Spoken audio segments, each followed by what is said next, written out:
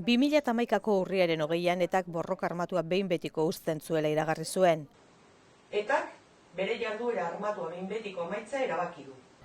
Etaren iragarpen horrek itxaropenaren bidea zabaldu zuen bake prozesuaren inguruan. Baina 28 hilabete hauetan apenas eman da urratsik, Rajoyren gobernuaren aldetik immobilismoa izan da nagusi, etak ere gaur arte ez die erantzun armagabetzearen inguruan egin zaizkion eskaerei. 2012ko urtarrilean nazioarteko egiaztatzaile batzordea baieztatu egin zuen, etak ez zuela atentaturik egiteko asmorik. Ezker Abertzaleak nahigabe agertu zuen bere jarduerak biktimak umilatu izateagatik.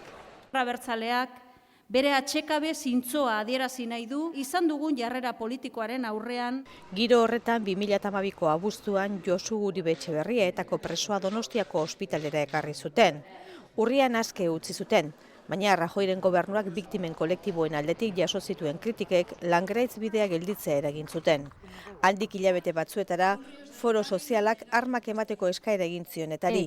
Prozesu kontrolatu, ordenatu eta adostu bat diseinatu. Estrasburgoko auzitegiak bertan bera utzi zuen parot doktrina eta ondorengo egunetan etako 50 bat preso kaleratu zituzten. Abenduan presoen kolektiboak indarkeria alboratu zuen, gatazkak eragindako kaltea aitortu eta legeaz gainera banakako neurriak ere onartu zituen.